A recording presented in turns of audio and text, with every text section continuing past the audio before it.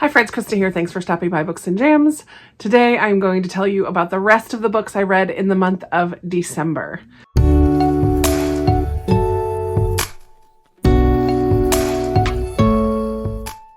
I am still very eager to do a wrap up of my whole year, but before I can do that, I need to finish wrapping up December reads.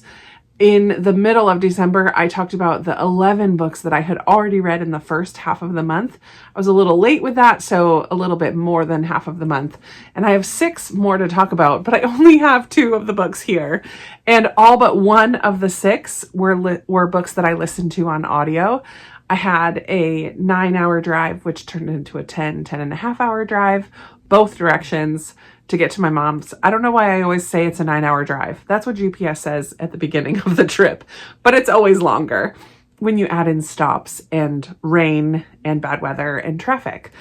Anyways, I listened to 5 books on audio and read 1 book in print, and the one that I read in print, I think I left at home with my mom. So we're just going to jump right in. Unfortunately, the end of my month wasn't fantastic.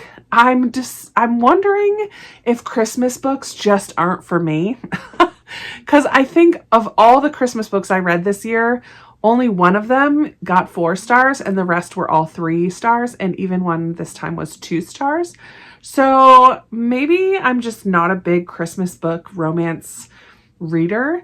I think a big part of that is that they're often very insta-lovey and cheesy. And sometimes that's nice, but when I'm reading a lot of them all at once, I think it's just not for me. But let me tell you about the 6 books that I read at the end of the month. So first off, we have The Christmas Wedding Guest by Susan Mallery. I did give this 3 stars. In this one, we follow some sisters. Their parents are kind of renewing their vows, but having the wedding that they never really had because they had eloped. So the sisters come back to their hometown. Both of these sisters are a bit jaded in love. One of them actually runs the inn that their grandmother owned and left to her, and she loves it, but she's also a teacher, and she's also decided she's been unlucky in love, and so she has taken it upon herself to get pregnant using artificial insemination so that because she really wants to be a mom, but she's getting up there in age. But then, of course, someone checks into the inn who's got his own baggage, and the 2 of them connect, and there's a little bit of sparks flying there. And the other sister has just recently had the world's shortest engagement. I think he proposes on a Friday and then breaks up with her by Sunday night or something like that, ridiculously short. So she comes home and is really just like done with love, but of course comes back to her hometown, and her first love from high school, early adulthood comes back as well. Sparks fly between them, and they kind of reevaluate things that had gone wrong back in the day and have conversations about that. So it was a decent read. I liked that there was a little bit more like heft to it rather than just a cheesy romance. I liked the family dynamics that were in here, but it was just a 3-star read. Ultimately pretty forgettable. I did have to look up what it was about just now before filming, so I'm not going to keep this one, but it was decent. The next Christmas book that I listened to on my drive home was a shorter one, probably just a novella. Yeah, it's 176 pages, so it's pretty short, and I only gave it 2 stars. So in this one, we follow a very wealthy family from Arizona who does a house swap with a singer-songwriter who lives in the mountains in Colorado. They're going to swap houses. Their families are swapping houses. This girl, who's our main character, is just a friend of the family. She is not wealthy and very privileged like the rest of this ridiculous family. Oh my word, it was so annoying. Their privilege in the most stereotypical annoying way. They arrive at this house and the mom just hates everything about it. It's so cliche and rustic. It's this huge, gorgeous house in the mountains of Colorado, and she's just complaining about everything, the mom. And the princess daughter just is manipulative and does everything to get her way, including hurt her friend. And the songwriter, whose family has already left to go to the house in Arizona, misses his flight because he forgot something back at his house, goes back to his house and is there when the family shows up, but he doesn't want them to know who he is. He pretends to be the caretaker, ends up staying in his studio, which is a separate building from his house, because he immediately has a connection with this friend of the family who comes. So very insta-lovey. It takes place over a week, but mostly I only gave it 2 stars because the characters were just so annoying. And I just really didn't like it. Did I even say what this is? I don't think I did. It's The Christmas Swap by Melody Carlson.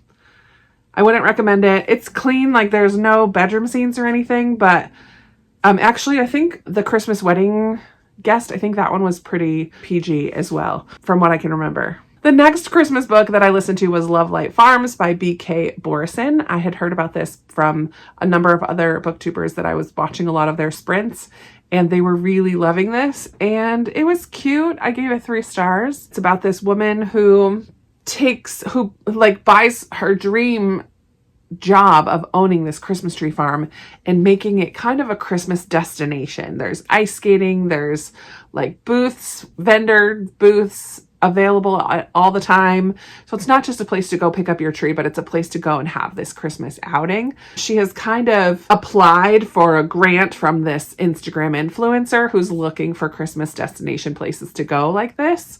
And then things start to happen on the tree farm. Some trees go bad, shipments go missing, just things start going wrong, and she just kind of writes it off. Like she doesn't really think that they're all connected, but then is there something going on? But unfortunately, in her application to this influencer, she says that she has a boyfriend.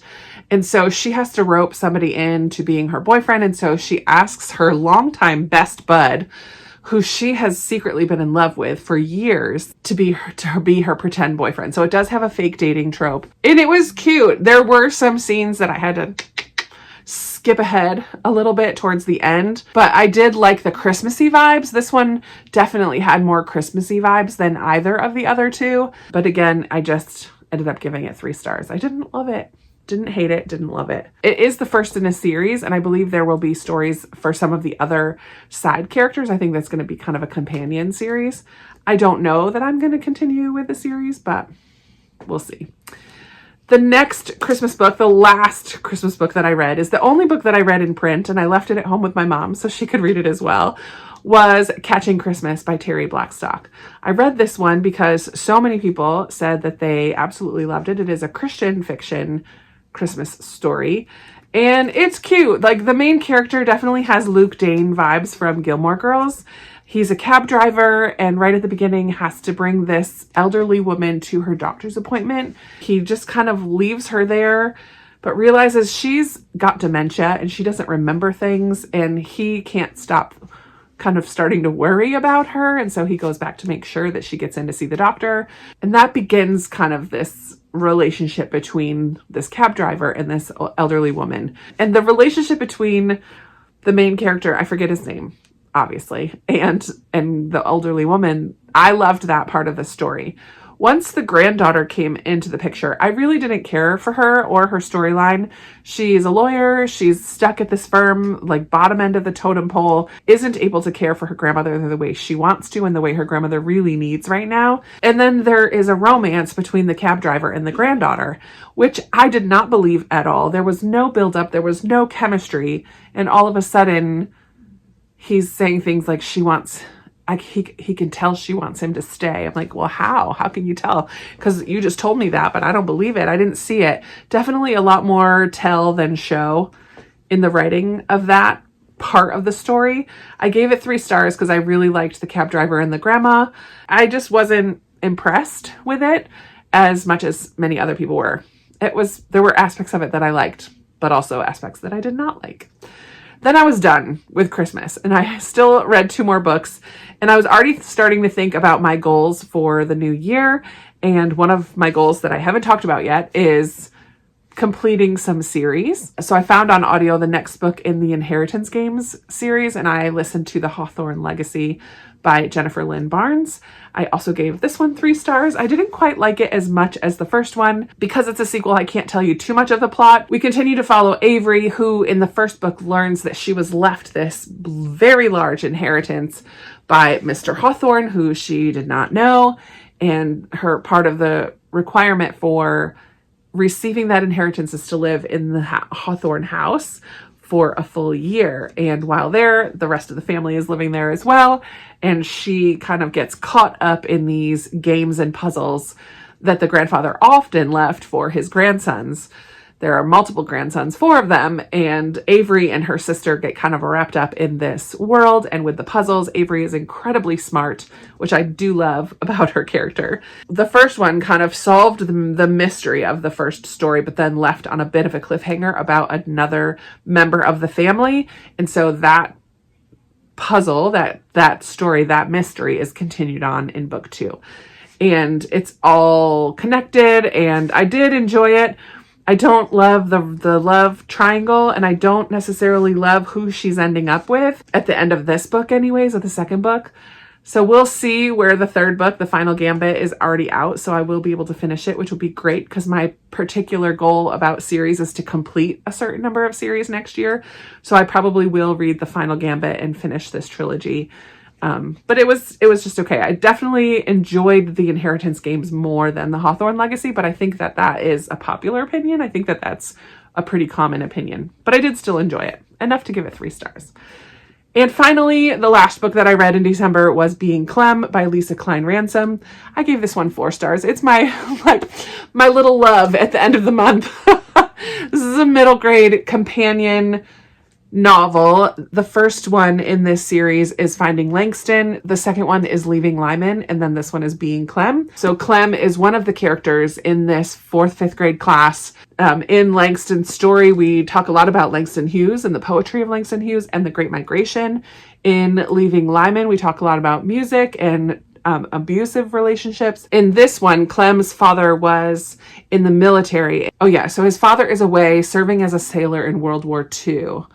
And he's, Clem in this one is trying to find his place and how to live up to kind of this legacy of this heroic father. It deals a lot with swimming in him and his older sisters. And we also kind of revisit that story of Langston and Lyman, but we see it from Clem's perspective, which is pretty cool. So I did really enjoy this. It's a super short novel. I love this whole trilogy of companion books, and I would highly recommend them. I think it's an interesting way to get some historical fiction without the history kind of being centered to the story. The story is these boys and their relationship with their families and with each other. And the history is just something that informs that story for each of the 3 different boys. And this is about Clem kind of finding himself and learning who he wants to be and who his dad is. And I really loved it. I gave it 4 stars. And it was a wonderful way to end my year. So I don't have very many books to hold up today, but I did read 6 books. Like, hopefully this weekend I will have a chance to sit down and figure out all my stats and wrap up of the full year and be able to film that for early next week. I'm hoping, as well as my favorites of the year. I cannot wait. I'm glad I waited this year. Sometimes I do my favorites a little sooner than the very end of the month. This year it's totally done. We're in the new year. And so I have a full year's worth of books to look at and see which are my favorites. And I'm very excited for that. But I think next year I'm not going to read quite as many Christmas books, or I'm going to be a little bit more selective about the Christmas books that I read and not do as many of the romance centered ones. I do have a bunch of Christmas mysteries, and I think I probably should have mixed some of those in instead of just sticking with the romance ones, because by the end I was like, I don't like this, I don't like this, I don't like this. But they were sweet, fun, quick reads, which actually is the perfect kind of read for the car, because I don't have to think too much about it. But that is it for me today. I would love to chat with you about any of these books or any of your final books from the year. Oh, and if you missed my mid-month wrap-up, I do have a bunch of other books, 11 other books that I read earlier on in December. So altogether, I read 17 books in December. What a way to end the year, right? Whew, that's a lot. All right, that's it for me today. Let's chat down in the comments. I love talking with you down there. Thank you so much for watching, and I look forward to talking with you in another video very soon. Bye.